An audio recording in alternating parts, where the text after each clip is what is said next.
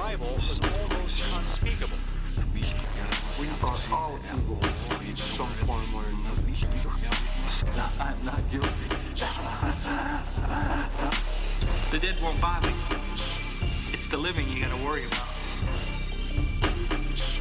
If I couldn't keep them there with me whole, at least I felt that I could keep their skeletons. Happy anniversary, happy anniversary, happy anniversary, happy anniversary. Welcome to the Bad Taste Crime Podcast. I'm Janelle. I'm Vicky. We have a special guest in the room. Yay, me. Tiff. It's Tiff. So, as you might have noticed, it's our anniversary. Janelle's the only one that remembered. I didn't remember, that's for sure. It's fine. It's fine. It's not in my calendar or anything. So this is how many years? 5 years? 6 years. 6 years? Oh my God. Oh my God, this has been going on too long. We need to get out of this relationship now. Blink twice if you need help out of this relationship. Yeah. So we decided to start this week's episode with opening these lovely gifts that Janelle brought to us. I'm sorry, Tiff's actually in the room, which doesn't happen. This never happens. So we're gonna open them.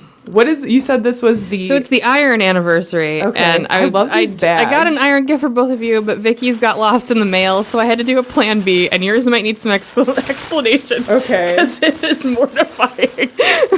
Okay, so what did you get, Tiff? It's an cast iron pan. Star Wars. Pancake What pan. is it? Is it Baby Yoda? Yeah. Oh, that's cute. That's cute. Okay. Now I'm wondering. So, you need stuff for your house. So got you something for your house, Vicky. Okay, so... This Pull it out. It's for your keys. No. It goes on the wall. Like the hand. Yeah. Okay, so... And you can put stuff on the top of the hand as well. This is it's basically a giant... It's called a witch hand. Metal. Yeah, witch hand is good. With like claws, and there's an eyeball in the palm. This is very cool. I unpacked it and I was like, very cool. This is so huge. I thought it was smaller. Yeah, no, this is straight up. This is bigger than my hand. Mm-hmm. This is so cool. The pictures were like, hang jewelry and keys. And I'm like, oh, jewelry off of that thing would be mortifying. Oh my Keys gosh. Is cute. Keys I is love fun. this because, so I recently moved into a new apartment and a lot of the stuff that I have in my house is skull or skeleton related or horror related or kind of weird. I've got a giant like UFO War of the Worlds picture in my dining room, and like I mean, this is my house. I've never met my landlord. He has been over to the apartment multiple times to fix various things, and every time it's like a Wednesday when I'm in the office. So I've never met him. He has never met me. He has only seen the inside of my apartment. So I cannot wait to hang something like this on the wall for the next time he has to come in and do something in my apartment and be like, who is this woman? The original thing I was going to get you, they were cast iron bats that were for keys. Oh, yeah, it was like a pair of bats crawling up the wall. They're very cute, but they got lost in the mail. I love this though. Thank you so much. I was like, Plan B is a giant witch hand. Oh my God, that's amazing. All the screws are in the bottom, so I saw. You have fun hanging that. We'll see. It might sit on my counter until I buy a house. We will see about that. Oh, that's lovely. What a great way to start the show. Happy anniversary. Happy anniversary. Thank you, Janelle. Anniversary. I'm gonna go make No fancy cookies or cupcakes this time. No bottles of wine. Just witch hands. Just witch hands. And pancakes. Thanks, Tiff. Bye. Okay, All now right. that it's just the two of Just the two of us. We can make a podcast if we try. I don't even know about that anymore. You're welcome. So, if this is your first time listening, a special hello to you. God help you. We've got a very interesting show for you today. But first, let's head over to the newsroom. Fit to breathe, our food is unfit to eat. We sit watching our TVs while some local newscaster tells us that Today we had 15 homicides and 63 violent crimes, as if that's the way it's supposed to be. We know things are bad, worse than bad. Okay, so our news today comes from Insider, where I probably should have saved this one for the next episode, actually. It's fine. But that's okay. Okay. So a woman named Patricia Kopta went missing in Pittsburgh in 1992. Okay. Okay. They assumed she had died. She was declared legally dead by authorities, but she was recently found living in Puerto Rico. Well, that's a happy ending. Yeah, kind of. Uh-oh. Confirmed by DNA. She had actually been like a street preacher in Pittsburgh known as the Sparrow. Okay. But That sounds like a comic book character. there are reports that she had maybe some schizophrenia, maybe some mental illness. And so she became worried and like didn't want to get committed by her family. And so she fled the country.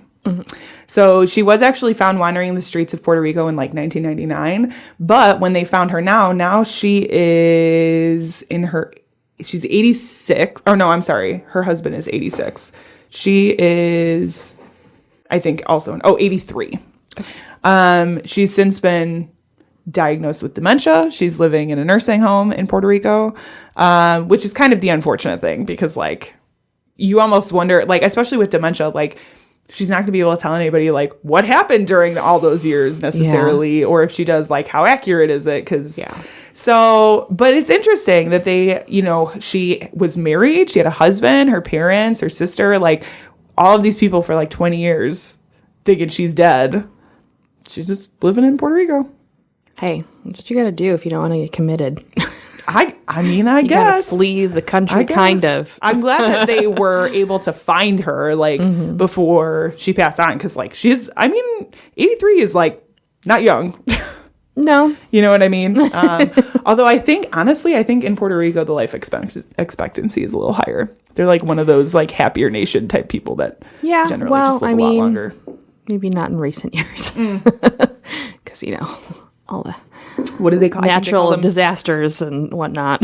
Yeah. I think they're called blue nations or something, where it's like they tend to. Anyway, maybe Puerto Rico. Maybe I'm thinking Costa Rica. Could be. Anyway. It's an island, so you would think that they're on island time. Yeah.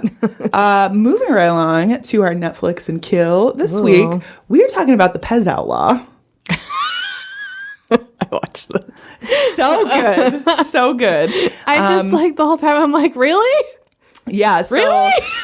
The Pez Outlaw is a documentary on Netflix that follows Steve Glue, who was a Michigan machinist in like the 80s, who kind of one day decided to go to Europe and buy. This is the confusing part. Yeah. Basically, he went to Europe to buy Pez dispensers. So the way the market worked with Pez at the time was there was like the North American market and the international market, and the North American market was strictly controlled Lockdown, solid. by like what designs and colors and everything was printed in the US, whereas the European market and the international market had completely different stuff because it was not controlled by the same people. Yes. Same company, but like different markets.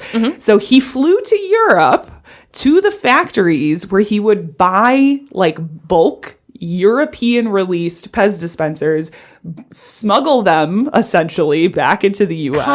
Kind of. So this is the other interesting part. Oh, yeah. Is there was no like definitive law because of their copyright thing. Yeah. So So basically when they registered, technically it's not smuggling. when they registered their trademark, they failed to register it with the international customs like arm of the government, which is something you have to do to protect your trademark internationally, and things coming back into the country or out of the country.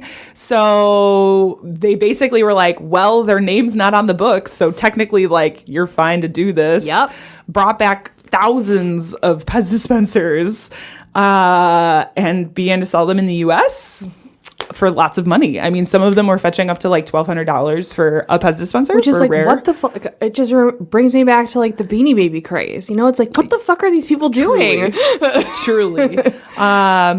So he starts doing this. The president of the company. They say that in the documentary. So the president of Pez finds out and like tries to put an end to this, and there's all this back and forth. He ends up losing his connection in Europe, decides to manufacture one himself because you could through Pez. That was like, anyway, and then they stole the designs and started selling it for a lower price and essentially put him out of business. It's a very interesting story. Steve Glue as a person is also very interesting. Like there is this, I mean, it is a story of him like stealing all this Pez, but it's also kind of a love story and a love letter to his wife, which is really sweet. You know, there's this kind of family supporting his family overarching theme. I will say that it was a little bit hard at times to listen to her talk. Yes, but There were points where her voice got really like on the verge of like her losing her voice that I was like, oh. And his wife now has Parkinson's, I think. Yes. So which is like part of that. But Yes, I'm very familiar. Yeah. So I really enjoyed it. Again, it's in that kind of like vein of like McMillions and Pepsi Where's My Jet. Like it's kind of that same quirky. It's absurdist. Yeah. And what I loved is Steve Glue. They obviously interviewed him throughout the whole film, but he played himself in the reenactments, which is great. I love that. I absolutely love that. So they dyed his back beard to the original and like Unsolved Mysteries, which if you think about it, right, yeah, is so fucking traumatizing for the stories being told in Unsolved Mysteries. I know. But in this, it's fun. It's great. It's great. Yeah, if you want something a little lighter, that's like a little more fun, really interesting story. It's an actual documentary, so it's like an hour and a half, I think. Yeah, it's not like a 50-part. No. 100-hour series. No, just a short story to tell. I do love that. Sweet, It just was like Pez. Like the German guy who was like, I think you're telling the story of the wrong guy. Like you're talking about the wrong person. He definitely is. He's a weirdo. They're all weird. He's a creep, a weirdo, and also definitely does everything illegally. Oh, He's yeah. the one that had like a secret stash. Yeah, and he of was, can we come up there and look? No. Yeah, No. he was like, you can't look at anything. I can't tell you anything except for whatever directly relates to this tiny story. Yeah. So that's The Pez Outlaw on Netflix. Check out. This is that part of the show where we say content may not be appropriate for all listeners. We will be discussing, got a lot of sex stuff in mind. So sorry if you're having puritanical feelings or whatever. Yeah. But what are we talking about today, Janelle? Yeah, so we're going to be talking about... Originally, I was like, I want to talk about, like, powerful ladies. But then we both were like, it's a sex cult. And then I'm like, I guess we're talking about sex cults, really. Yeah. Flashback to Dark Matters when we were standing outside and I got a text message from Tiff that changed everything. And now enter the reenactment. No, we play ourselves. I will be playing Vicky as Vicky in this reenactment. Yeah, so I was like, well, I guess we can make it about sex cults since we're both doing sex cults, oddly enough. Yeah. But we'll be talking about really powerful lady-led sex cults. So content warning if you don't want to hear about tantric sex and moaning and clitorises. Yeah, it's a lot of sex talk today. So much. All the sex. So mine will be taking place in an area of the United States where I think sex cults are mostly known, California. And we're going to be talking about the sex cult called One Taste, aka OM, or orgasmic meditation. Now, okay. you may have heard this and you may have seen the Netflix documentary that was out about it. No. Not until I happened to glance at it in your notes and I was like, I kind of remember this, but I don't remember it like giving me that sort of like sex cult vibe when I looked at the little description. So now I feel like I have to go back and watch it. Yeah, so Netflix got in trouble for their documentary. Oops. Yeah. Well. We'll talk all about it. Okay. Okay. So I watched the documentary and then I started reading more about it a while ago. So after the hype had calmed down, I thought we could take a peek at it in a different kind of capacity, I think, a little bit. Now, this one starts off as most cults do with, quote unquote, good intentions. I actually went on their website because, believe it or not, it's still an organization, even after the Netflix documentary and all of the lawsuits. The description that I'm going to read you is from the still active One Taste website. All right, ready? Quote. One Taste was founded in 2005 with a mission to provide people with teaching and trainings into living a desire-based life rooted in a felt sense of connection. Okay. In its early days, it started out as a caravan retreats and operated as One Taste, an urban retreat center, until 2010. The company was run by a small, passionate group of practitioners living under one roof in San Francisco. From 2014 to 2017, the company expanded to become one of INC's 5,000 fastest growing companies with 5 licensed centers across the U.S. and London and smaller outposts worldwide. Okay. By 2018, over 35,000 people have participated in our in-person events. Over 16,000 had taken classes and workshops. Over 1,300 completed our coaching program, and tens of thousands of people worldwide had learned to ohm. What? I know, it's gross. There's so much more. Have learned to own. Now remember, this is on their website. In 2018, at the height of our success, we were canceled by salacious media, mischaracterizations propagated by Bloomberg Businessweek, Playboy, Vice, BBC. It appears that these will be repeated on a forthcoming production on Netflix. So they haven't changed their website. The website kind of concludes with that information. It says, if you want to know more, here's more. Now, the organization is ran by a woman named Nicole Dadon. I always forget how to say her fucking last name. We're going to call her Nicole. Okay. She still has a semi-active LinkedIn page. Okay. And I wanted to pull from her own words on her LinkedIn page. Part of me was like, did you message her? No. I mean, she probably would respond. Because she would or wouldn't? She would. Oh. She is like crazy about getting back the reputation of this company. I went to her LinkedIn page because I just looked her up to try to find information about her and like her background and what's her deal. And so the first thing that popped up was her LinkedIn page. And I was like, this can't be for real. But it's for real. This is the description that's listed on the LinkedIn page where it like asks you to talk about yourself, your career path, your goals, blah, blah, blah. So this is written by her. The founder and chief executive officer of One Taste Incorporated, graduated from San Francisco State University with a bachelor's degree in gender communications. In 1995, I founded 111 Minna Gallery, an avant-garde event space and gallery still thriving in San Francisco's Soma community, which is south of Market. I served there as an owner for a year. In 2004, I launched One Taste, a San Francisco-based company that has pioneered what I have deemed the slow sex movement. I have deemed? Okay. It says she. It's in the third person, Gotcha. but she wrote this.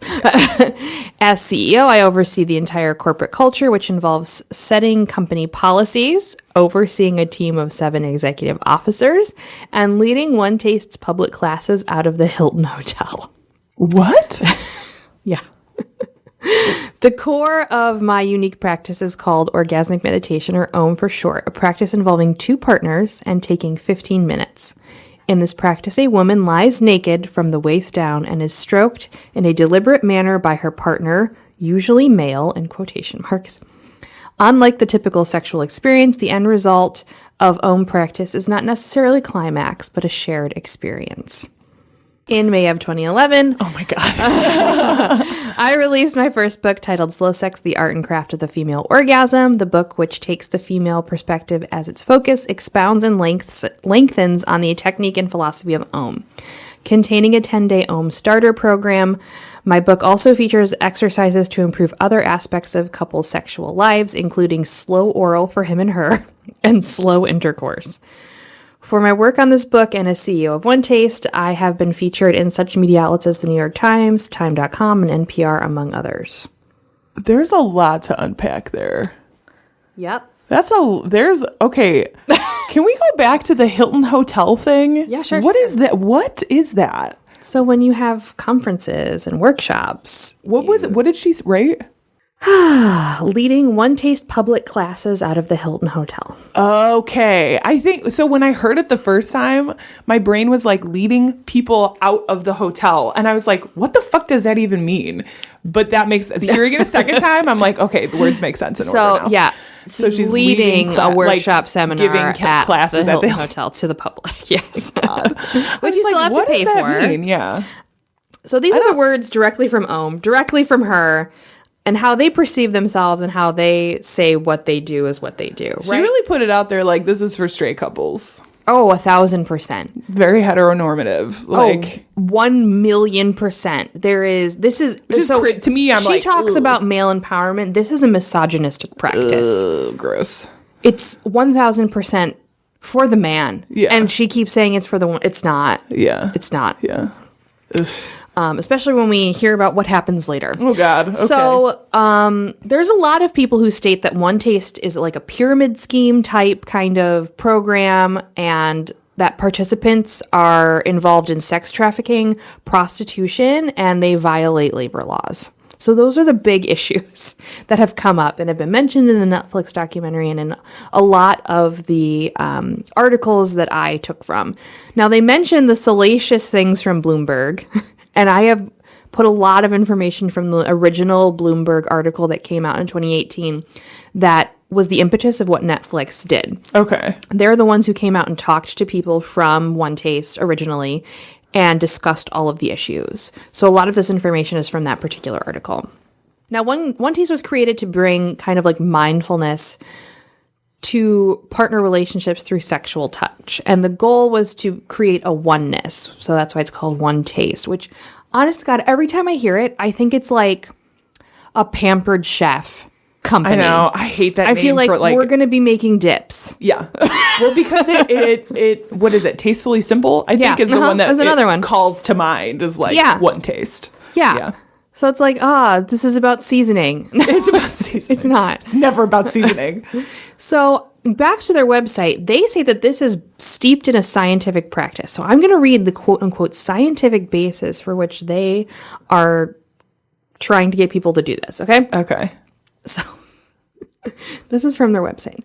Science is confirming that practitioners of Ohm have known for years Ohm has enormous benefits to physical, mental, and emotional health. 6 peer-reviewed IRB-approved studies have been performed to date, with results still emerging. Some of the top findings include, here's where it gets wackadoo, mystical experiences on par with moderate psilocybin dosage. Researchers administered the Mystical Experience Questionnaire to 780 respondents about Ohm and found that it equates to the second highest dose of psilocybin. Remarkably, in Ohm, you are only tapping into your neurobiology without the use of any substance. Okay, so they're equating this practice to taking a mushroom trip, I'm going to basically. guess that this research is heavily flawed. Oh, 1,000,000%. No double. I'm going to assume it's not like a double blind or like unbiased. This is nonsense. They're talking nonsense. And they're like How these do you measure? peer reviewed. Okay, first of all, the participants in the studies it's being conducted by the institute and not by a third party. And then it's being reviewed by a third party. Okay, so that is not how you do that. But also, how do you measure mystical effects? With a questionnaire, obviously. Obviously. You're not taking heart rates or reactions as it's happening. No, it's a survey after you've finished. Based on a study of over 125 pairs, Ohm has been observed to in psychedelics, research are this is on their website. It makes no sense. Okay, in psychedelics, researchers are discussing tapping into post-traumatic growth, where trauma is transformed into positive growth. Research on Ohm suggests something similar. That sentence doesn't make sense, and this is on their website. So I wanted to pull that because I'm like, salad. Huh? Yeah. Ohm evokes strong changes in the emotional regulation centers in the brain. There are a number of brain changes that occur in Ohm, and these are likely associated with the spiritual elements of the practice. Based on a study of over 125 pairs of Ohm, has observed increased closeness in both romantic and non-romantic partners. Also, 125 naked. pairs. That's only 250. That's not very many. No. A higher level of post-ohm closeness was seen in non-romantic partners. Closeness may be a result of sharing in a positive experience. Benefits such as closeness may be more sustainable in your practice of ohm more frequently, and closeness can be improved after just 1 ohm. So that's just a couple of little snippets about this quote-unquote scientific... It's very arbitrary terms. Oh, it's like completely. closeness. Mm-hmm. Okay. You're physically close. Yeah. Again, I'm assuming like it's a questionnaire. Like, do you feel closer to your partner? Yeah. Also, you're experiencing something sexual together. Yeah. So you literally have to be close. Yeah. Oh my God. Okay. Anyway, so Om and One Taste really focus on a mindful practice in which the meditation is finger to genital touching, specifically stimulation of a female. Om is practiced in pairs with one practitioner stroking the female while both focus their attention on the sensation when the stated goal of developing a connective resonance between the pairs occurs. Okay. So I'm just going to accept that this is all nonsense and not question, because otherwise we will never get through this. Yeah. It's Oh my God. if you want to do the tantric sex thing, if you want to do slow, okay, great, fine, perfect, whatever. I find that to be incredibly boring. But Yeah. I don't think you need someone to tell you how to do it. I think we pretty much understand how our bodies work, and you could do that on your own. Yeah. You don't need an entire room of people watching someone do that on stage. That's weird. Because that's what happens. That's weird. So Nicole has described her work as, quote, one that places a near exclusive emphasis on women's pleasure in which love, romance, and even flirtation are not required, after both partners discuss their experiences verbally. Now, women's pleasure, which love, romance, and even flirtation are not required. Okay. When you are learning this in their scenarios, you are forcibly put with somebody. This is what I was imagining. Just like pairing you off with. You don't get to pick Yeah. who is touching you. Oof. And this is where the problem starts. Right. This is why I don't believe this is a feminist practice at all, as she claims, because you're forcing a woman to be physical with someone she doesn't know, and it really is against her will. Yeah. You signed up for this workshop, yes. Yeah. But you should have choice. Yeah, right. So they kind of state that the practice is steeped in yoga, meditation, and tantric sex practices. And like, sure, physical touch, it does have positive effects on people. Mm-hmm. But like, I mean, how slow the sex we gotta have to like achieve a closeness? You know what I mean? Yeah. Or like at the top, they like talk about trauma a lot, which is the biggest trigger points for a lot of people. Yeah. Like sexual trauma is a huge issue. Right. And this could be traumatizing and re-traumatizing for a lot of people, especially if you don't get to select Right. who you are being touched by. That's so fucked up. Bizarre. So this is an excerpt from the Bloomberg expose article where this cult was shoved into the spotlight. Again, this is from 2018, so you can look up the entire thing. I took a decent amount out of it, but it is like 12 pages. Okay. So they do an amazing job, and they really pull up a lot of info. So Bloomberg Business Week interviewed 16 former One Taste staffers and community members. So staffers are the ones who are in charge of kind of doing a lot of the workshops. Nicole doesn't actually do that many workshops. Of course not. Some were involved like as right when the article was coming out. So they were anonymous, they signed non-disclosure agreements, and there was a little bit of fear that there would be some retribution. So some asked the article to withhold their name. So you can actually see people who have called out their names and some who have not. So you can actually, there's one person in particular that they discuss in this article, and they've been interviewed and have written other articles. So you can look at their stuff a little bit more. Okay. So Om has strict rules, and it is supposed to be separate from sex, meaning it is not foreplay. The pitch to women is 15 minutes of meditative focus only on their pleasure and sensation, with no obligations to reciprocate. Men are told it will help them learn to be more sensitive to women's needs through Although former members say it's often strongly implied that fellow One Taste students will be open to sexual experimentation beyond Ohm. So basically saying that the reciprocation is actually expected. Okay. Many students' first encounters are casual. They spot a free or almost free event with a title such as "Tired of swiping left? Let's talk real intimacy," or "You do yoga, you meditate, now try orgasmic meditation." At the event, One Taste staffers tell them about the $199 introduction to Ohm class, so $200. $200. Just for $200, you can have an Ohm. While attendees are no longer invited to try Ohm during the intro class, because they used to. Just like get whoever off the street and be like, let's do Ohm. Take your pants down. Like that. They used to do that. And this they makes stopped. Me feel so gross. Doesn't it? Like, Yeah. it is disgusting. It is so not female-centered. No. And I don't know how they're like, oh, it is. It still features, although they don't do the You Don't Ohm, it still features an Ohm demonstration between staffers right before lunch. Yeah, that's So what you're here for a whole day. wanna You're talking see right Ohm. before lunch. You're going to watch two people on stage in front of you perform this and then go to lunch and then talk about how you could do it yourself. This is not for me. Are the demonstrations in person really necessary? I don't know. Visual I learners? see lots of pelvic floor therapists with their fake vaginas. Yeah, right. You don't need a real person. No. Anyway. So the only way to learn more past the intro is to take additional classes. Students pay $499 a weekend course, $4,000 for a treat, $12,000 for a coaching program, and $16,000 for an intensive. Oh my God. Oh my God, I know. Gross. I know. Gross. In 2014, One Taste started selling a year-long $60,000 membership program.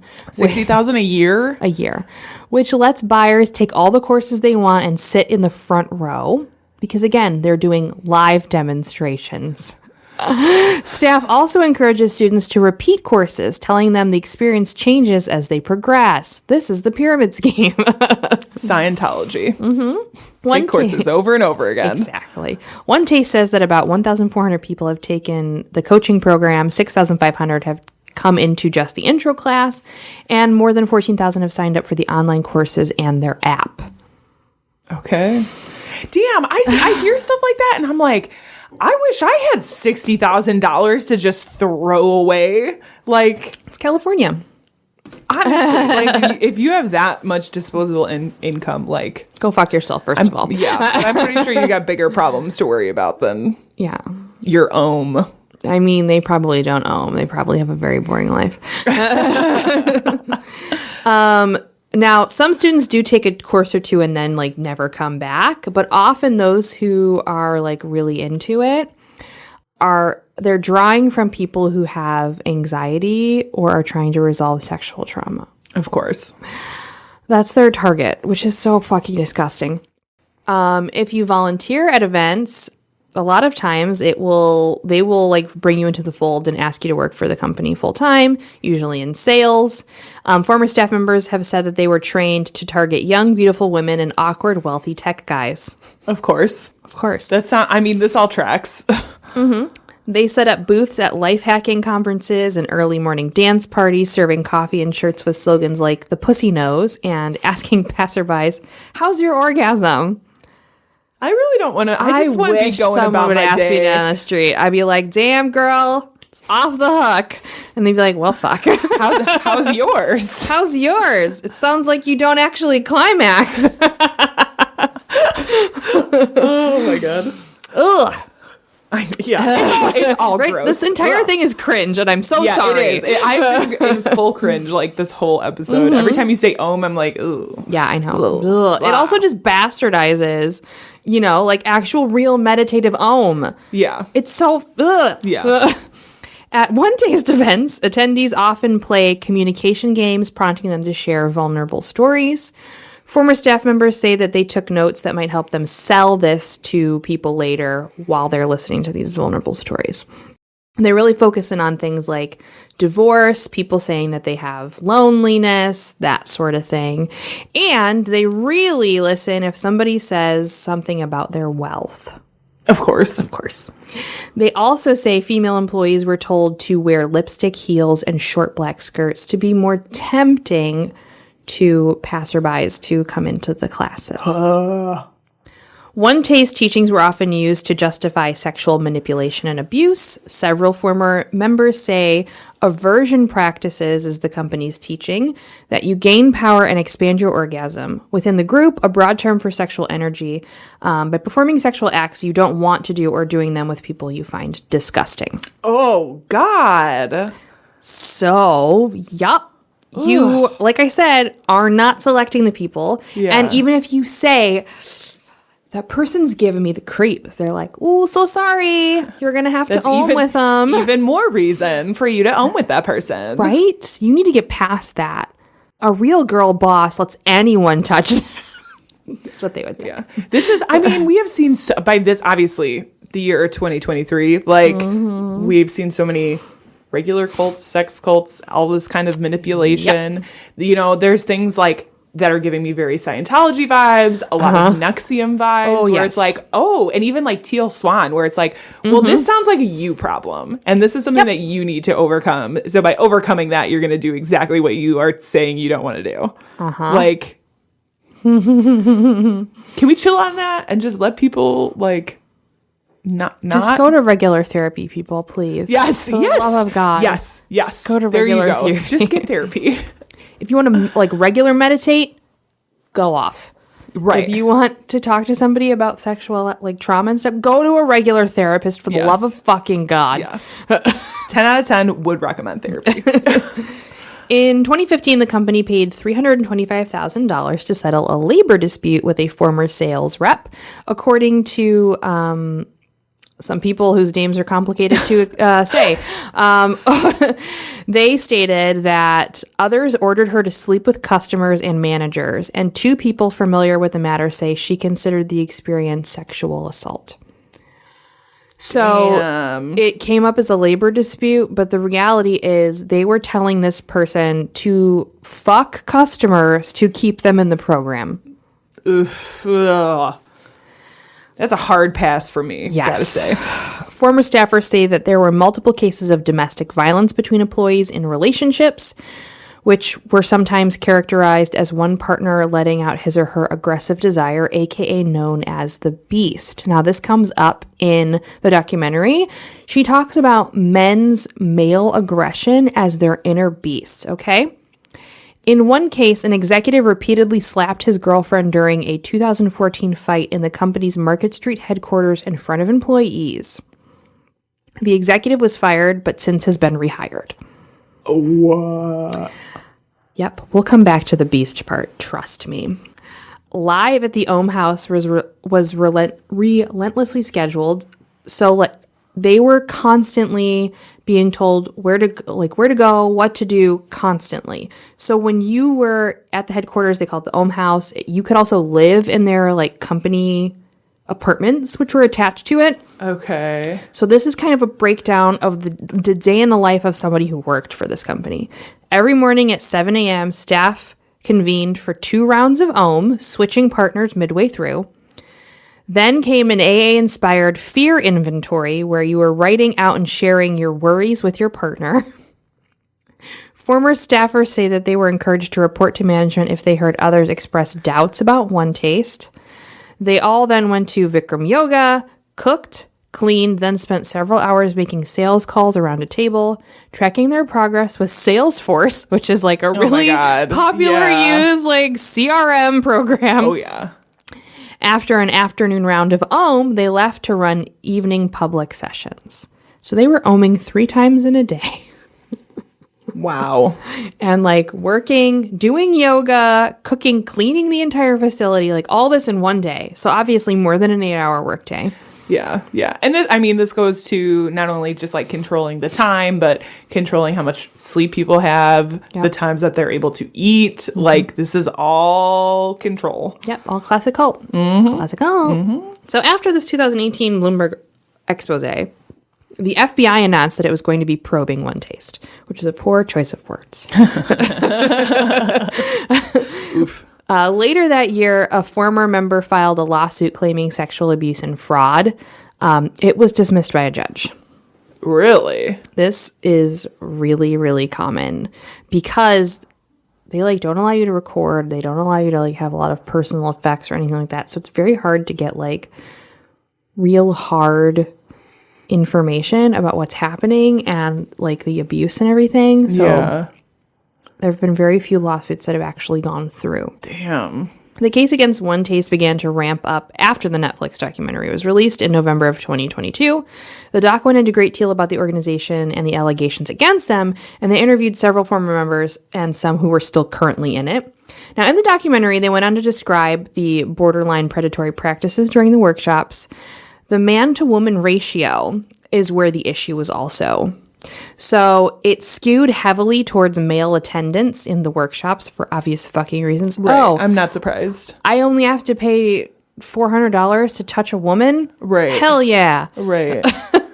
So many men, in fact, that if there wasn't enough women in the workshop, One Taste salespeople would have to volunteer themselves to own with somebody else because there weren't enough female participants. Okay. So you're forcing your staff to participate in sex acts because you don't have enough participants in your workshop. Ugh. Gross. It is a known and proven fact, and also brought up in the documentary, that many men were attending expecting just to have sex. Well, especially when you're doing it in those intro classes, like before they changed, right? Yep. Like, It was gross and negligent, the amount of men they allowed into the workshops without interviewing or background checks, or just because the sheer number of men be like, oh, you know what? We don't have enough. What they should have done is like, we don't have enough participants. We'll schedule you for a different workshop. Instead of forcing your staff Right. to do this every single time. right. The leader, Nicole, even described her feelings towards sexual trauma, molestation, and rape in the documentary. This is where the beast comes back into play. Now, she shared with classes that she didn't... So her mother was like not really there, and her father was a convicted child molester. And she was raped and sexually assaulted throughout her entire youth. Okay. Okay? According to her. Okay. Now, there were some allegations that she was never actually touched. Mm-hmm. There are also some conflicting stories. And then there are some stories where she kind of says things like she was abducted and like all of these other extra things. Do you feel like it might be like, because I could totally see this being like a recovered memory deal. 1,000%. Okay. I think it's more on the borderline of that. Okay. I'm not saying that maybe she was molested, but her stories got progressively more sensational as the company got bigger. And I think if she was assaulted, she's embellishing a lot to make it seem more things happened to her, and this is how she recovered herself, basically. Now, she shared with her classes that she didn't think that her father, who was charged with 52 counts of child molestation... 52? Holy shit. she said that she didn't think he was a bad person. He's not a bad person. She described predatory men as having inner beasts. Now, when that former member was sexually assaulted by multiple men, we brought up earlier, she was told by Nicole to ignore her body's response to the assault. And quote, this is what she was told. I was reprimanded afterwards for showing fear in the face of his beast. Okay. A true turned on woman would have taken his beast's cry for help with grace and love. Okay. So you're just Now- making excuses for men to assault women. Yes. So what she's saying, and this is how she thinks that her father's not a bad man, is that when a man wants to rape a woman or beat her, it's because his inner beast is not being cared for and taken care of. And that it is a man's desire to always have sex and to always be in charge. And when he's not, that's when he lashes out. So it's the woman's fault. Yep. Oh, sure. Yeah. I mean, makes sense to me. How feminist. Oh, God. Oh, this is so bad. It's so bad. Yep. Now, in November of 2020, BBC Radio released a BBC Radio 4 released a 10-part documentary podcast entitled The Orgasm Cult. I have not listened to it as of yet. Ooh, BBC does some good podcasts, but I really too. want to. Yeah. I didn't want to have too much podcast documentary in my brain. That's why I waited a significant time. Yeah. Because I want the words to be from me. I'm gonna check that out. So too. definitely check that out. But from their description, they spoke with former workers of the company to look at allegations of emotional, financial, and sexual abuse. They also really go into a part of the conversation that I feel is not discussed in the documentary or the Bloomberg article, and they are talking about the PTSD and the trauma that was caused to these people. So if you want to really, really deep dive into the whole thing and really hear about individualized stories and experiences, I would definitely check this out. It Just also added it to my list. Yeah, it talks about the PTSD, which I think is the major part that people are fucking missing. Yeah. They're trying to get at this company because of like more of the money, right? When it should be like a federal case or like Right. a state case against them. Right. All of these little, cases that they're trying to build are really about individuals when they should all come together and as an entity and talk about it's sexual assault, it's sex trafficking, the labor laws a little bit too, but that's really how they should approach this to take down the company. Now, since the documentary and the podcast, One Taste has changed its name to the Institute of Om. Okay. And the company assets were then bought by someone else, but Nicole is still in charge. So they're trying to hide the money. Yes. The organization is still active and running. And this is from a December 2022 article right after the Netflix documentary came out. The quotes are taken from her giving a workshop to an audience of about 50 or 60 people.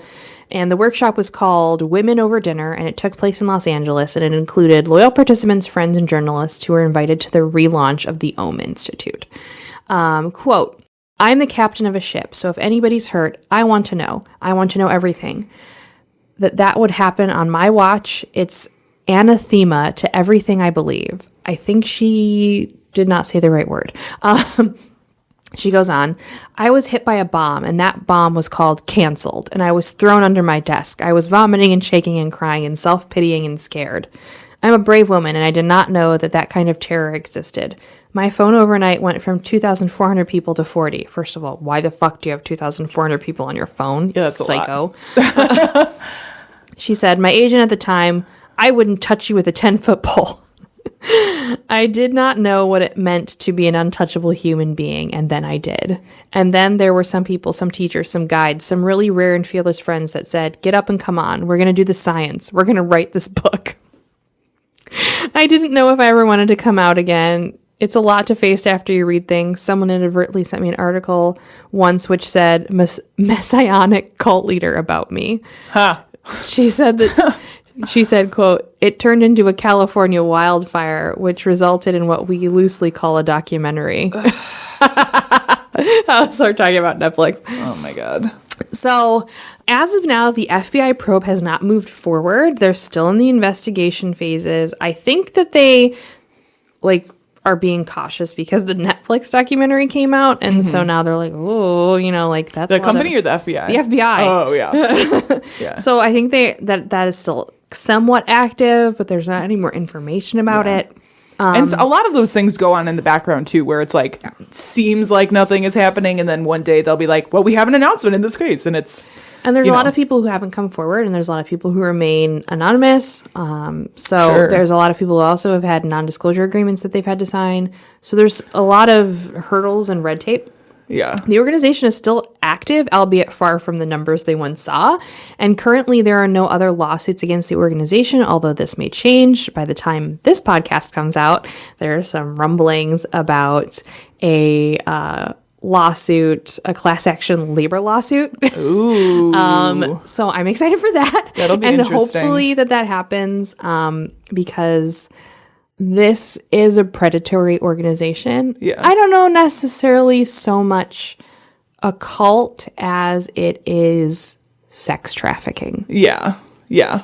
When you are forcing people to participate in sex acts against their will because it's quote unquote their job, you're no different than a pimp. I'm Right. so sorry. Right. But that is One Taste, I had no the idea. Institute of Ohm, That's wild. whatever they're called now. That is a lot. Once again, we are so sorry, but this episode is sex heavy and not sex positive. It is sex negative. It is anti-sex.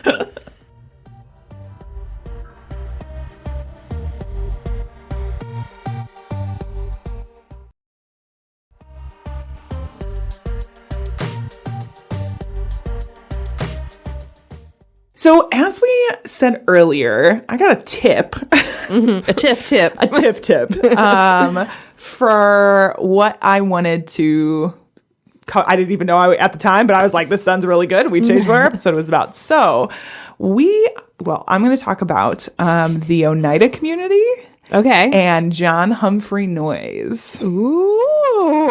This is a very strange... Have you heard of that guy? I have. Have you? I have. Very weird dude.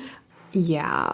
There's a lot of predatory things coming to light in the past year or so about a lot of people and a lot of organizations. So. Yeah. Yep. So we're going to go way, way back to the 1800s. So John Humphrey Noyes was born September 3rd, 1811.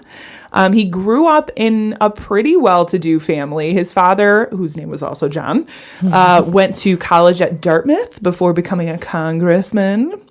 And his mother, Polly, was described as a, quote, strong-willed and deeply religious woman.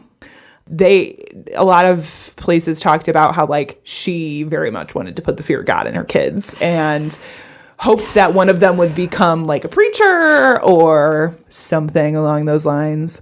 But honestly, at the time when he was growing up, Noyes was not really interested in anything religious or like theology related. In 1826, Noyes opted to attend Dartmouth University like his father. And during this time, so there's a lot of things going on at this time. There's this revivalist movement that had taken off. And we're talking like the old like tent style revivals. This was I think it was just before or just at the beginning of the Second Great Awakening. So like there's this huge religious movement happening in the United States. Charles Grandison Finney was one of these guys that was kind of like leading the charge. He was a big, well-known preacher.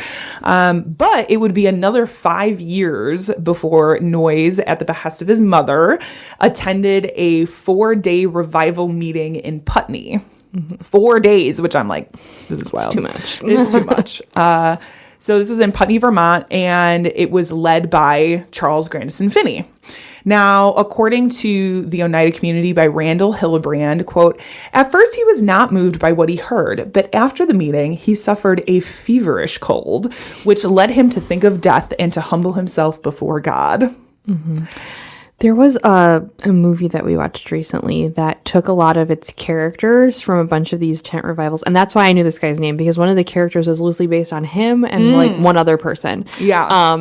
But it was just funny because like in the article that I read about the it was like they called it a surreal documentary style movie. And I was like, what the fuck does that mean? But they were like, this is starting to come back again. And then it started naming a bunch of other like recent tent revival style culty things, and I'm like, oh my god. Well, there was the one that just made the news recently for like a week-long prayer session in like I want to say it was like Virginia, and bringing snakes Carolina. Back into it is coming back again. God. Like there's like it's so that crazy. Never went away. That just like, but like in popularity now it's becoming more like open, like even though it's illegal in a lot of the states that they're doing it in, they're like, nope, we have stakes. So it's kind of crazy, like the cyclical nature of how everything is coming. And during this time too, especially, it was very like fire brimstone, like you know, crazy type revivals. So he got swept up in that and converted essentially to Christianity. Christianity, kind of, quote unquote. We're gonna say kind of, yeah. Christianity question mark? Christianity. So Noyes actually decided to go on to attend Yale Theological Seminary. Well, okay. So he was like, he did the Dartmouth thing. He was like, all right, I'm going to go become a preacher. And while he was studying at Yale, made the biggest discovery of Christianity ever. Okay. Since the Bible. Yes, it's the Bible. So he had actually been doing this research on the date of the second coming of Jesus Christ. Jesus. And he found what he claimed to be evidence that it had already happened. So they were actually missed it. so they were saying, or I should say he was saying, according to his research, that the second coming of Jesus actually happened in 70 AD. And That's real quick. so the time that they were living in, like the time that we're living in, is like this post second coming. New wave coming. Yeah. Fourth wave coming. Yeah. So it was at this point that Noyes completely changed his understanding of salvation, which he called perfectionism. Okay. Okay. And so the main thrust of this doctrine was that you are free from sin at the moment of conversion. Something that was kind of like really frowned upon in traditional circles. Mm-hmm. So obviously, you know, they had these baptism things, but there was also like confessional and this idea that you had to continuously be forgiven for your sins because you're sinning all the time. And we'll talk about this a little bit more later, but Noyes was essentially saying the minute you convert, because you're choosing to humble yourself before God, you are free from sin from that moment on. And everything else that you do is not sinful because it's made with a clean heart. Like those decisions are made with a clean heart and a clean mind under God. So like, Okay, I can see that. okay. Which is kind of problematic when you're talking about like taking responsibility for your actions, but Yes, but also I think what he was like getting at is like, well, if you really did accept Jesus, you wouldn't be doing any of those acts anyway. But we all know that's that's not how it works. true. It's not how it works. So again, this is from the Oneida Community article, quote, "It is said that one of the reasons that Noyes adopted this doctrine was the fact that he could not believe that he was a sinner since he could not summon up from within any feeling of deep guilt and despair." That sounds like a personality problem. In 1983, Noyes married Harriet Holton, although they started living, so they didn't break up, but they started living separately in 1844. Okay. So I'm going to remind you occasionally and our listeners that this is like Victorian times. So like, Yeah. a lot of this shit is like very frowned upon. I mean, so like if you were rich, that was like that's copacetic because you have multiple houses and you're a businessman. But if you're not rich, True. that is not a thing. So in the lead up to the creation of Oneida, Noyes became ostracized from his friends, who began to think that he was like kind of unhinged. Members, You don't say. members of the Yale Theological Seminary began to call him a heretic for his beliefs. But again, like none of this mattered to Noyes because he claimed that since he had completely surrendered to God's will, that all of his choices were made, that he made were perfect because they came from a perfect heart. Okay, this is what I'm talking about. Like all my choices are totally cool with God because like my heart is perfect and clean. Right? So pure, so fresh and so clean. So fresh and so clean. He also thought that his new devotion to God canceled out any prior obligations to traditional religion and just did whatever the fuck he wanted to without any regret or regard for his consequences at all. However, the consequences came swiftly. All right. Because Yale decided to revoke his license to preach and expelled him from the school. I didn't know that you had like a license to preach. Yeah. I mean, obviously, like it depending on what religion you're in and all that sort of stuff, like being ordained or being certified or whatever. But like that can be revoked by the religious organization that you serve. Yeah. It's bananas. Not even by the school, by like a religious organization, but just being like canceled. Now you can just go on the internet and get one from a random. You could, and then nobody gives a fuck. Nobody can tell you how to preach. So Noyes decided to return to Putney, Vermont, where he began to cultivate this community. Cultivate? So he said, fuck Yale. I'm going to continue to preach kept on preaching. He started the Putney Bible School in 1836 and then turned it into a communal organization in 1844, sharing the idea, which basically shared the ideals of the later Oneida iteration of the community, which we'll talk about in a few minutes. So one of the main tenets was complex marriage or free love, as it's more widely known, which is essentially like not having one dedicated partner, being able to kind of have sex or have relations with Anarchy. whoever. But it was clear that Noyes was an active participant because in 1847 he was arrested for adultery. They don't understand my religious beliefs.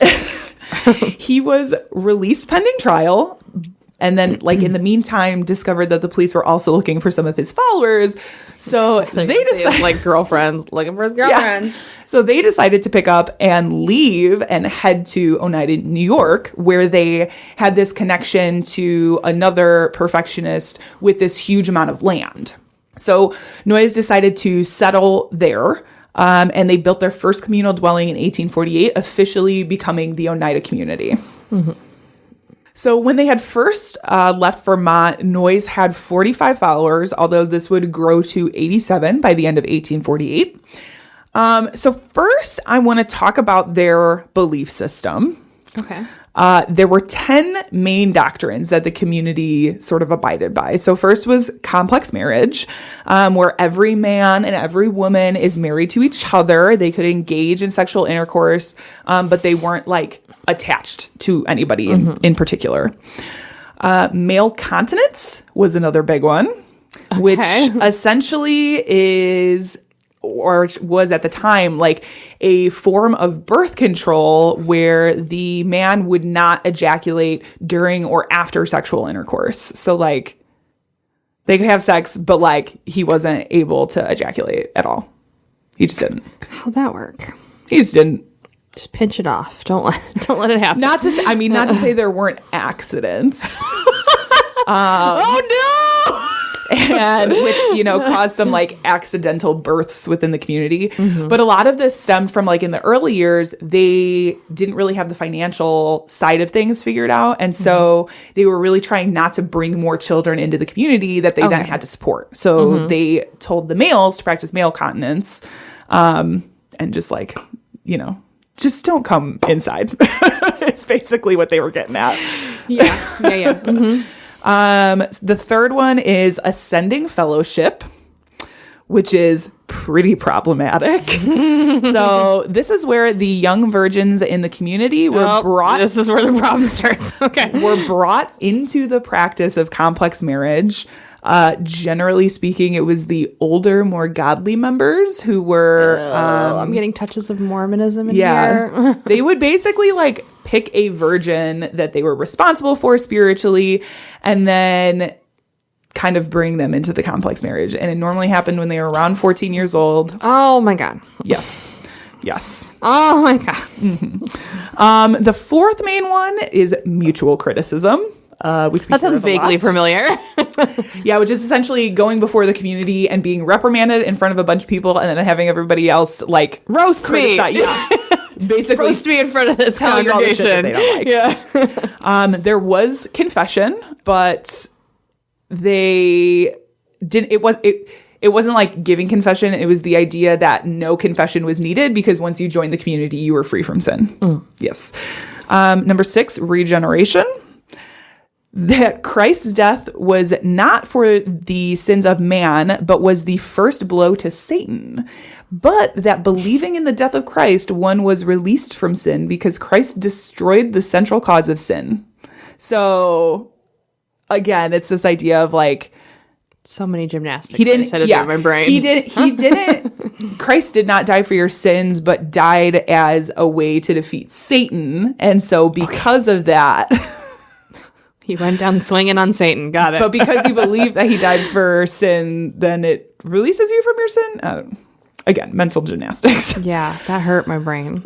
They had this idea of separation, not necessarily like in different parts of the community, but separation sexually.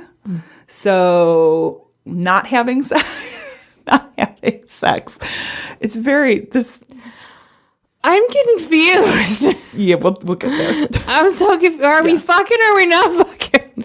What's happening? So it's basically, and I think I touched on this a little bit later, but it's basically like having. You can have relations with whoever. It's this idea of free love, but like you're not just having sex to have sex. Also, like you're having sex for a purpose. So it's not just like free. Well, later it is children. Later it is children. I'm so But confused. in the beginning, It's it wasn't not for children because they were children. broke. It's for your godliness? Yeah, Okay. but also magnets. We'll get there. We'll get You're there. having sex for magnets Yeah. or about magnets or around magnets? Yes. Okay, all of that. Okay. They also had this sort of equality of men and women. I say sort of because this is still like Victorian times. So Equal as it could get. yeah, generally speaking, women were like staying at home, taking care of the children, bearing the children. They were not educated. They were, this is pre-women's rights. And in the Oneida community, men and women, for the most part, worked side by side. So like men would be doing laundry right next to women. They'd be cooking right next to women. There were some of these like household things that did still kind of fall to women to do primarily, but they were also allowed to work outside of the home, which was huge in the 1800s. And then finally, the last one is the millennial kingdom. Again, this is the idea that Jesus had actually introduced the millennial kingdom in 70 AD when the second coming actually happened, don't you know? Oh my God. Yes. So again, I just really quickly want to touch on like the role of women in the community. They, like I said, they were kind of like viewed as these homemakers, child bearers. So actually living in this communal situation was kind of beneficial in a way. I'm not praising it in any means, but like it was Mutually kind of progressive beneficial. in the community because women were allowed to cut their hair shorter because it made working easier. They were allowed to wear bloomer style clothing, so pants.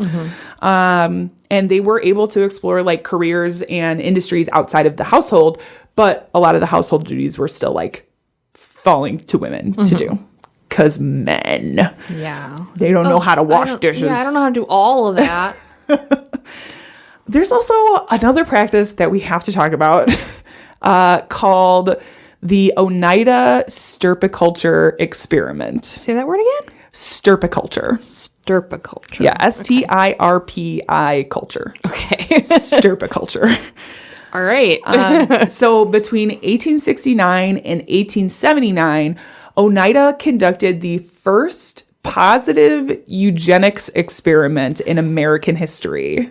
Didn't Roll back that tape. bet you didn't think eugenics was going to come up. Positive Yeah. eugenics? Yeah. Those don't go together. You might be asking what the heck the difference is. Yeah.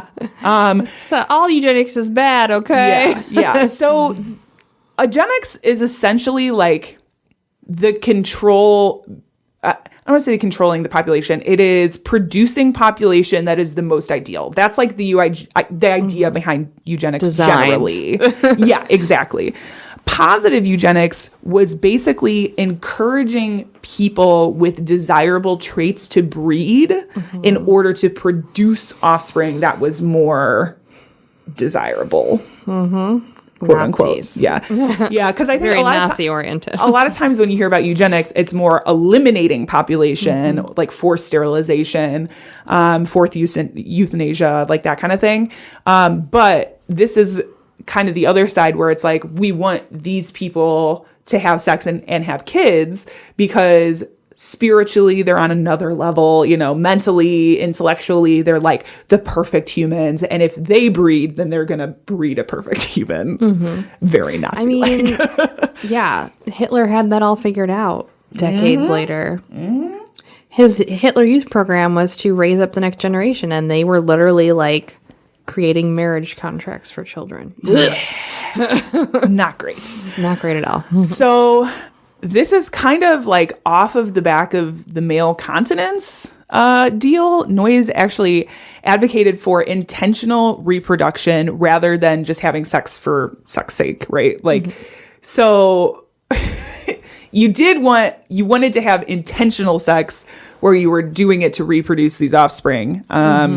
So basically, Noyes put together a committee of men and women who would put partners together that they viewed with like superior spiritual and mental qualities. Okay. Some of the couples applied, so you were able to like apply with you and your partner to like get permission to breed, essentially. Ew. Okay. But there were a lot of couples that were put together by this committee. Many of them happened to be older men with younger women. Always. The experiment resulted in 58 children. Holy shit. 13 of which were accidental male continence. But Yeah. we wanted to have children. Yeah, but not those people.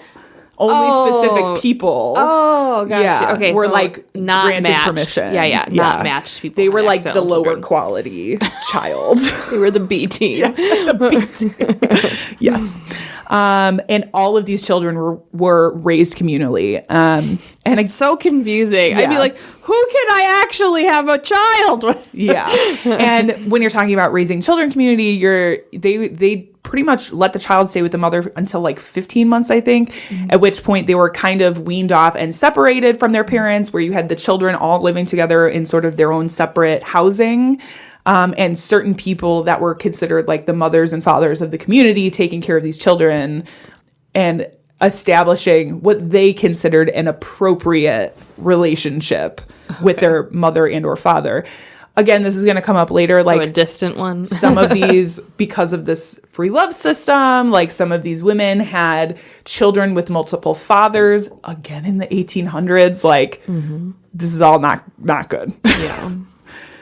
Noyes also had some more scientific ideas that totally give me L. Ron Hubbard vibes. Quote unquote scientific ideas. Yeah. He actually didn't really like shy away from this idea that Christianity and science worked hand in hand. Like they kind of went together. So he had a fascination with magnetism and electricity. Okay. Is he wearing magnet bracelets? No, they didn't Yeah. have them, I don't think. Not yet. Back then. Not yet. The balance bracelets. Right? Yeah. So this is from Lisa Hux for Collectors Weekly. Quote, he asserted that Christ's love was an electric fluid that could be passed through words, both written and spoken, as well as through touch. But the ultimate way to charge up the community's God battery was through sex. And if the members had enough electric sex in the name of Jesus, they could achieve immortality on earth. End quote. I'm so confused by the practices of this book. And also, like, electric fluid sounds like a I told 60s you, jam magnets. band or something. I don't know. Magnets, man. What did they do? How did they work? Sex. Sex is the answer. Your electric sex for Jesus. Oh my god, that sounds like an amazing band. It's a great band name. Electric sex for Jesus. So I'm gonna say there's a lot more wild shit I'm skipping over because Good, because I'm already confused. yeah. It's a I lot. would definitely recommend that you look into this because it gets pretty crazy with some of the beliefs that Noyes had. But the community needed governance and a way to bring in money and bring in revenue. So the government was set up with 21 standing committees and 48 administrative departments. Okay. At its height, Oneida had around 300 members to work in the various industries that provided its revenue. So due to the substantial amount of land that the community had built on, and they built this huge, it's called the Oneida Mansion. You can still go and visit it today. I actually kind of want to go see it. But they built this huge communal mansion on this property. They tried to focus on, in the beginning, mainly agricultural pursuits. But they ran an orchard, but this kind of proved difficult in the winter because they didn't have any income coming in the winter. Yeah, because you can't do the farm on the winter. Right. But they decided to capitalize on the talents of member Seymour Newhouse, who happened to be a master animal trap craftsman. Oh, wait. Animal trap craftsman? Yeah, 1800s. Trapping animals? There's still lots of trappers. Okay. Newhouse worked with the other members, some other members who were expert machinists, and the group managed to open factories that produced traps. Okay. They then opened factories that made twisted silk thread for sewing machines. Okay. Again, from the Collector's Weekly article, quote, while the women of Oneida eschewed vanity, the community benefited from Victorian women's obsession with the latest trends. The traps provided them with the most chic furs, while Oneida's threads were always offered in the season's hottest colors. Okay. It was only a matter of time before, so obviously they're living in this communal living situation. Some would call it communism. Crazy. Right? But they eventually had to make like a full transition into the capitalistic market in order to keep up with the rest of the world. So while the members were really working like 4 to 6 hours at a time in their factories, kind of had these really, I mean, it was like really nice working hours. They eventually had to hire wage laborers and outside wage laborers to keep up with demand. At one point, they attempted to get into the chain link business, but the attempt failed. It's very hard to get into the chain link business. Yes. But in 1877, they had an inspiration to start making silverware. Silverware? How do they do it? Initially, they started with tin spoons before expanding to a full set of flatware. Now, shortly after the silverware business began taking off, it became apparent to the rest of the community that Noyes was in decline. Like at this point, he was old. He had become elderly. He was basically deaf. He didn't like speak at any events or any meetings anymore. This was in like the 1870s. So some of the young men in the community decided to start attending college out there in the real world and came back with some skepticism to like what was happening. Yeah. So there was kind of this rift happening within the community itself. There were some other things happening in the outside world at the same time that kind of put pressure on the group as well. In 1873, Congress passed the Comstock Law that dealt with obscenity. In 1878, they saw the banning of polygamy in Utah, thanks to the Mormons. The Mormons be crazy. And by June of 1879, the Syracuse Standard announced that authorities were preparing to arrest Noyes for his like polygamy, essentially. When He's too old to have polygamy like fuck sessions now, you know? Like yeah, and that's one of the things I mentioned in these articles too. Like, obviously, like his sexual prowess was in the decline, you know. But he heard this, got wigged out, and under the cover of darkness, like fled to Canada. It's like peace. where polygamy is totally chill. So he flees to Canada, and Oneida, the Oneida community was kind of on the outs. There was a lot of worry about what would happen to these women and children in the community, many of which who had multiple partners, multiple fathers, going into the outside community as like a woman with multiple children. By multiple fathers, you're talking about your kids being bastards and you being a harlot. Like, what happens to these women? So Noyes decided that it was time to end the practice of complex marriage. Okay. And sent notice to the community in New York to have a vote on it. And the community overwhelmingly agreed with him. Like, okay, we're going to be done with the complex marriage thing. The free love's Too over. fucking complex. Yeah. There was some more like internal disagreement about how Oneida should move forward. Eventually in 1880, they decided that the Oneida community should break up and restructure its businesses as a joint stock company, Oneida Community Limited. Okay. The shares were divided up based on who initially invested the most money into the community, as well as how much labor the individual put into it. So they kind of like, a lot of it was the original members. They kind of decided to split it up with people in the community. But there were some who just, not many, but like some women who were just kind of left out in the cold, essentially. One of the women, Harriet Worden, had a child by Noyes named Pierpont. Yeah, like Pierre and Pont. Pierpont. Oh, not like a DuPont. No, like a Pierre Pierpont. Pont. Yeah. Okay. And he ended up coming back to essentially revamp the Oneida company into a silver company. So Noyes dies from what sounded like old age to me. I didn't see any like being an old fucker. He dies literally. in 1886. And some of the original Oneida members continued to run like the various businesses that were kind of under this Oneida umbrella. There were still a few people who counted on Noyes for spiritual guidance and often participated in the seance scene. That was like Hell yeah. very big at the the time. seance scene. So they would go to seances and be like, Noyes, tell us what to do. Ooh, make the table Jimmy. So they did that.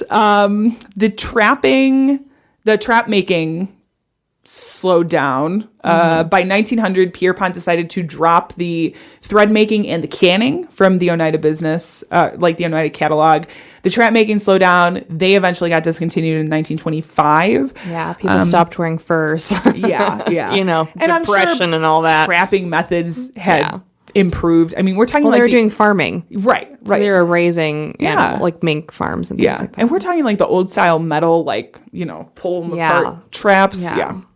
So Oneida decided that at that point it was going full on in flatware, and they were going to dominate the silver flatware market. So they essentially cornered the market on affordable flatware by offering triple plate silver in fresh modern designs that allowed middle class families to have Yes. nice cutlery without having nice cutlery at affordable prices. Yeah, not essentially. full Yeah. silver. Mhm. Yeah, there was like they talk about how there was like the cheap stuff and then there was the super nice silver, but there was no in between. Yeah, because the cheap stuff had like fucking lead in it and stuff. Like it was like not good tin. It was like shitty aluminum. Yeah. Yeah. So they were like, well, let's hit this middle area so that people didn't have to save and save and save to get like nice silverware. The brand itself was called Community Plate. Oh. Sounds like a grocery store now. So the Oneida Community Limited, I think now it's just Oneida Limited, but still exists as a successful company. Check your drawers, people. Literally. They are one of the world's largest designers and sellers of stainless steel and silver-plated cutlery and tableware, and the largest supplier of dinnerware to the food service industry in North America. Yeah, so you're eating communist sex cult silverware, okay? It's true. As I was looking through, a lot of these articles pop up on like collector websites for silverware collectors and stuff. And there was one that had a ton of images of what the silverware looked like. And they showed one that was from King Edward. Was he the one who abdicated? I forget. I think it might have been King Phil Edward. or an Ed? I don't know. Yeah. The one who abdicated the throne. I can't not remember. For but love, baby. they did a design for his coronation that was then like reproduced even after he abdicated. And I was looking at it, I was like, I feel like we had very similar like silverware at my parents' house when I was younger that has like since been replaced. But it's very nice stuff. I'm pretty sure we had some. Yeah. Yeah. You could probably look and see if it says Oneida. You might have cult silverware. I love good sex cult cutlery. So after 124 years, Oneida Limited announced that it was ending all U.S. manufacturing operations in 2005. And such a long time. Moved all of it overseas. There was some like combining of their company and some other silverware companies. Now there's only one U.S. made flatware maker in the entire United States. But Oneida is still like the largest distributor here. So that's kind of the story. I know Tiff sent it over because of the silver connection, which is just like weird. Yeah. But also not the first time that a fucking cult produced something.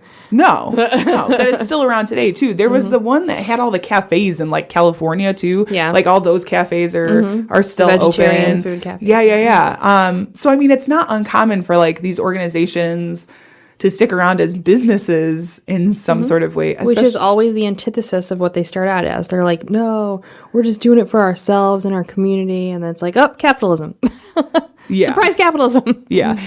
When Pierpont Noise like took over, he pretty much disconnected all of the spiritual stuff. He came in and like thought like a businessman. Yeah. And was like, yeah, we're not dealing with any of the spiritual stuff at all. Mm-hmm. So like I'm pretty confident in saying you can buy Oneida guilt-free now. I feel Jesus in these forks tonight. Yeah, the electric Jesus in my forks. Yeah. I think you can buy it guilt-free now and like be fine. There are no like remaining Oneida members still alive. Mm-hmm. It's interesting because when he came back and like does it say it on their website like from the ruins of a religious sex cult comes cutlery? It definitely does not. I meant to pull up. Let's see. Because like, yeah, how do you navigate food utensils? Nope. Oneida.com. Find your flatware favorites.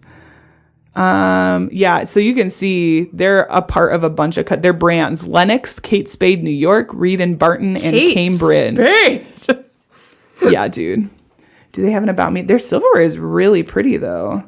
Oh, they have one of these pages that just keeps autofilling. Here we go. About us. They sure do. Oneida was established in upstate New York as a way to get to utopia. This is from their website. To support the community, our members began to make silverware. Soon they became famous as Oneida's quality was utopian. That's not even how that word works. Yeah, they talk about what is silverware, what is silverware? Yeah, how it can fight bacteria, blah, blah, blah, blah, blah. Wait, what? Fight bacteria? Comes with properties that can help fight bacteria. Before disinfectants, the various utensils like cups, candlesticks, spoons, plates, and table weights were coated in silver so as to keep them sanitary. Okay. With the advent of modern soaps and dishwashers, real silver was no longer necessary. Now we use stainless steel, but the name stuck. Any household utensil is iconic silverware, blah, blah, blah, blah, blah. Oneida revolutionized the entire industry when it first came up with stainless steel flatware back in the 1960s. The high-end products that anyone could afford, the whole world would have access to the finest flatware. Now, the whole world wanted Oneida. So yeah, it doesn't necessarily mention the cult, but that's really interesting. They say utopia. As a way to get utopia and call their quality utopian. So they give a little wink and a little nod. little tongue-in-cheek because they know that that's people really are going to look it up interesting. and be like, the fuck, my silverware is all about religion. Yeah, they do have 25% off site-wide, BT dubs. If you're looking for some top-notch utopian flatware, silverware. let's see. I'm curious what the price is. Oh. No. They have a champagne satin 20-piece flatware set on sale for $60. But it looks about $120 a set or so. Ooh, this one's $210. Damn. This one's $370. Oh, it's 40 pieces. Anyway, so that was Oneida. We don't have to sit. This is not a silverware podcast. I mean, should it be? It might be.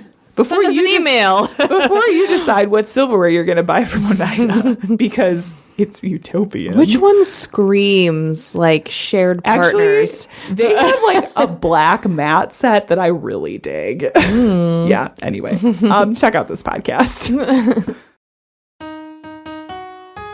Hi, I'm Ellen, and I'm scared we exist in the Matrix. I'm Jaslyn, and I'm bad at ad-libbing. And you're listening to High Expectations, the promo. For our international listeners, you can appreciate our cute New Zealand accents. For our local listeners, you might bump into us in the street 3 times in the same hour. Our podcast is about pop culture, Sexuality, relationships, interesting hobbies. banter, and ragging on each other. You can find us on Apple Podcasts, SoundCloud, Pocket Casts, Podcast Addict. or anywhere you might like to find podcasts. Yay, please subscribe. Goodbye! Well, that has been our show. Thanks for coming to our silverware chat. You know, for our anniversary, we had to really bring it back to the cults, the sex cults. It's true. It's Always. true. I don't think we have anything coming up, really. You'd Do be we? wrong. Oh, I guess we do. Janelle, tell me. You'd be wrong. Tell me about what's coming up because I have no idea. We will have another in-person show in November with Haunted Rockford. Oh, yeah. Did you forget about that? Yeah. There will be more details to come, but it'll be sometime in the middle of Rockford, or middle of Rock. Yeah, in the middle But of also Rockford. in the middle of in the middle of Rockford. November, in the middle of Rockford. So keep an eye out for that. We will have more information as it comes in. It's just being set up right now. Yes. But I will remind you every month until November. Yeah, Come please to do. our show. I'll need a reminder too. Yeah. But other than that, we don't have anything else. Good. On that note, our sound and editing is by Tiff Fullman. Our music is by Jason Zakshevsky, the Enigma. This has been the Bad Taste Crime Podcast. We'll see you in 2 weeks. Happy anniversary. Happy anniversary. Happy anniversary. Happy anniversary. Happy anniversary. 6 more years. 6 more years. I don't know if I can Oh, do that. God. That's a lot. Man. That's a lot. That's a big You're commitment. asking a lot of me on a Sunday morning. I can barely make a 6-month commitment. 6 months. Get out of here. It was as if a wave of evil washed over this town. We are all evil in some form or another. Which one of these patterns says don't come?